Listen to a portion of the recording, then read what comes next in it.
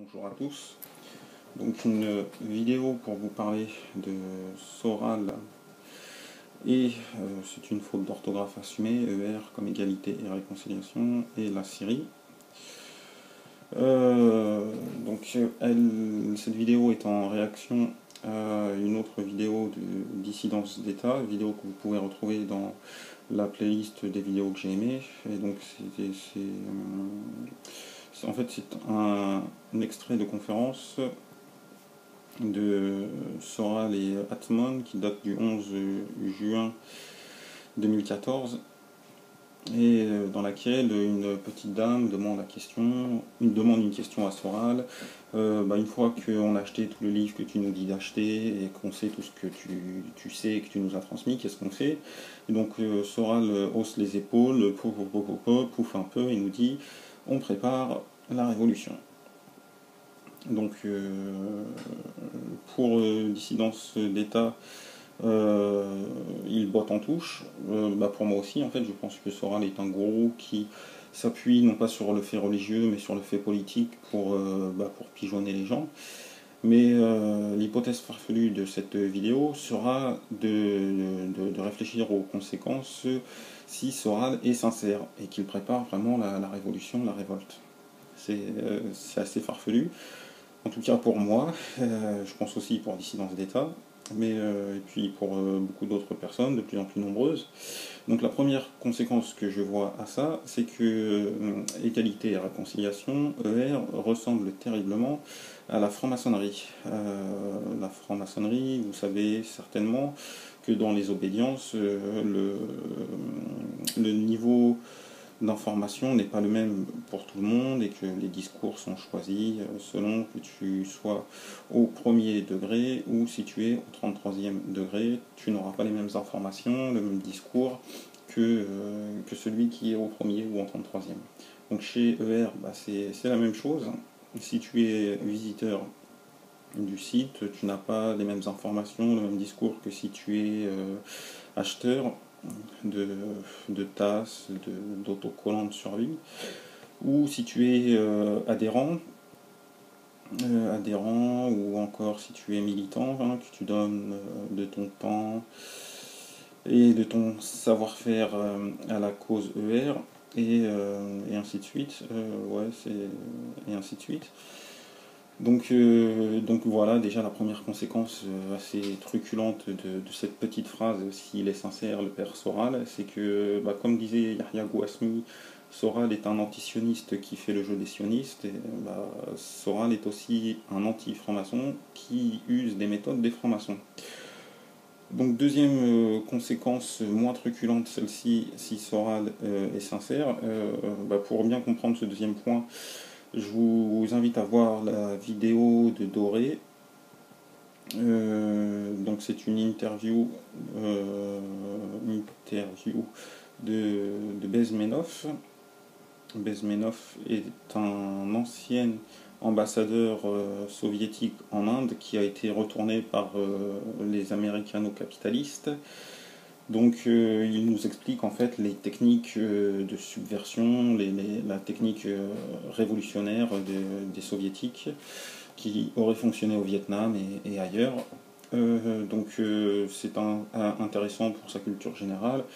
Donc je vais vous en faire un résumé pour que vous évitiez d'aller le voir, que vous compreniez bien ce que je veux vous dire. Donc la première étape des soviétiques pour arriver à la révolution prolétarienne et à la mise en place d'un État soviétique, c'est la subversion, ce qui dure de 20 à 30 ans et qui vise à éduquer en fait une génération sur 20 ans donc aux faits communistes, aux faits soviétiques.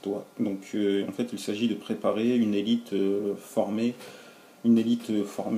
aux arcanes du pouvoir, mais qui a une doctrine soviétique. Donc elle dure de 20 à 30 ans. Pendant cette période qu'on forme une future élite, on met au pouvoir des arrivistes, des bras cassés, qui vont pervertir la société, qui vont la faire chuter le temps que l'on passe à la deuxième étape, qui est l'infiltration.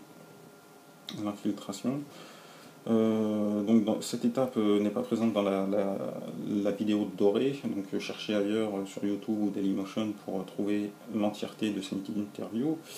Donc elle dure de 5 à 6 ans et elle a pour objectif de mettre en place aux commandes du pouvoir des agents doubles soviétiques. Donc les leviers de pouvoir sont le ministère de la police et de l'armée, le ministère des Affaires étrangères et le ministère de l'économie.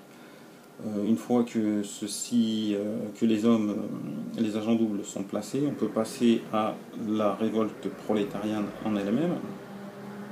Donc là, elle dure de 1 à 2 mois.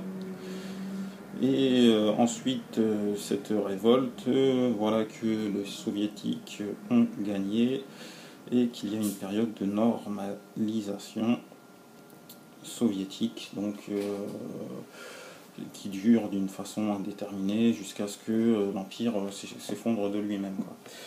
Donc allez voir la vidéo pour bien comprendre ces étapes, puis l'écouter, il est assez marrant quand même, sans le vouloir, il est assez marrant. Donc Soral, lui, se place à ce niveau-là, au niveau de la révolte. Donc la première chose à remarquer, c'est que c'est assez bizarre, parce que en fait, il prépare une révolution ex nihilo, a priori. Parce que au niveau des leviers de pouvoir, il n'y a aucun nationaliste. Au niveau des grandes écoles qui préparent à l'exercice du pouvoir, ce n'est pas les idées nationales qui sont mises en avant. Donc il prépare une révolte ex nihilo, ce qui est allé au casse-pipe. Donc ça ne peut pas être ça. Donc Soral doit certainement connaître ces étapes élitistes, ces étapes du pouvoir, et prépare en fait une contre-révolution. Donc une contre-révolution qui va durer pareil de 1 à 2 mois. Ça doit être assez rapide, on va voir pourquoi après, pour arriver à une normalisation aussi. Là c'est une normalisation soviétique, mais là c'est une normalisation nationale. Donc voilà ce que Soral nous prépare, soi-disant.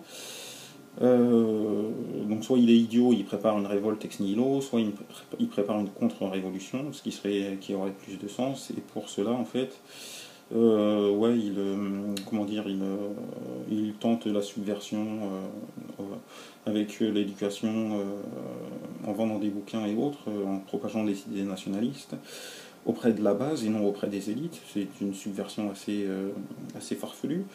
Et sinon, il prépare avec des stages de survie.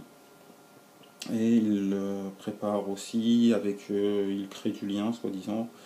Donc il crée du lien, une base de données pour des commerçants, pour d'autres personnes qui ont les idées nationalistes et qui se préparent. En fait, ça vient d'un livre américain sur les milices, la préparation à une grande révolte. J'ai plus le nom du livre, si je le retrouve un jour, je le mettrai. Donc voilà ce que Soral nous préparerait. Donc soit c'est un idiot total, soit il prépare une contre-révolution. Mais comment se passe une contre-révolution? Et donc là, on va en venir à la Syrie. Donc la Syrie, en fait, ça va juste me servir d'exemple à la contre-révolution, à l'illustration d'une contre-révolution. Donc j'aurais pu prendre aussi l'exemple de l'Ukraine. Mais je prends l'exemple de la Syrie parce que je suis musulman, que ça me parle plus, mais je ferai des petits points sur l'Ukraine pour voir le parallèle en fait. Donc une contre-révolution nécessite un soutien extérieur. Donc ça, Soral le sait. Donc ce qui me fait dire, c'est qu'il sait aussi les autres étapes. Je sais qu'il le sait parce qu'il en avait parlé dans l'émission Ce soir ou jamais à propos des révolutions arabes. Donc il sait qu'une contre-révolution nécessite un soutien extérieur. Dans le cadre de la Syrie, donc la subversion vient des Américains en fait. On a placé des personnes avec des idées libérales à côté de Assad. Donc c'était avec Sarkozy qui a reçu, comment il s'appelle, Bachar al-Assad, avec le fameux projet d'Euro-Méditerranée, je sais pas quoi. Bref, on a réussi à mettre des agents américano-sionistes. Là, l'infiltration, c'est la même. Enfin, la subversion, c'est Coca-Cola, tout ça. Les idées, elles sont déjà là. avec Facebook et autres. C'est une subversion de la masse aussi. L'infiltration, donc là par contre je me suis trompé, c'était depuis 5-6 ans avec Sarkozy. La révolte, elle, a été faite par les frères musulmans turcs, égyptiens, tunisiens à l'époque, qui devaient être les idéaux utiles avant la normalisation. Et donc la contre-révolution, là où se place Soral, pour moi elle vient des Saoudiens qui n'aiment pas spécialement les frères musulmans et le Qatar, hein. C'est les Qatar, la Turquie et autres. C'est deux projets de société différentes. Donc, pour moi, la contre-révolution syrienne a été soutenue par l'extérieur par l'Arabie Saoudite. Et donc en France, on ne sait pas par qui elle sera soutenue, cette contre-révolution. Au niveau ukrainien, c'est les Russes en fait qui soutiennent la contre-révolution dans le Donbass. Donc au niveau de la contre-révolution, tout à l'heure je vous ai dit que c'était important qu'elle dure 1 à 2 mois aussi, parce que le temps joue avec le gouvernement, hein. Ils mangent bien, ils sont au chaud avec leur famille, et ils ont les leviers de pouvoir qui peuvent mettre en place des stratégies. Et la stratégie qu'ils mettent sûrement en place, ce sont les contre-révolutions. Ça va être un serpent qui se mord la queue. Et donc dans le cadre de la Syrie, je vois qu'il s'agit plus de l'EILL, l'État islamique en Irak et au Levant, soutenu donc par les Saoudiens, par on ne sait pas qui. Est-ce que les Saoudiens les soutiennent totalement? Enfin, qui en Arabie Saoudite les soutient totalement? Donc ça c'est dans le cadre de la Syrie. Dans le cadre de l'Ukraine, pour moi c'est les oligarques russes qui assurent la contre-révolution. Et une chose aussi importante à voir dans la contre-révolution, dans les révoltes et autres, juste avant la normalisation, et Bezmenov nous le dit clairement, c'est qu'à un moment donné, il va falloir liquider les idiots utiles. Et donc, dans le cadre de la Syrie, j'aime bien l'expression de, comment s'appelle-t-il, monothéiste tolérant. En fait, en Syrie, c'est un brasier à cœur pur. Donc je préfère cette expression que de liquider les idiots utiles. Et donc les cœurs purs, c'est ceux qui déjà se défendent, se défendent les leurs biens et leur famille, quoi.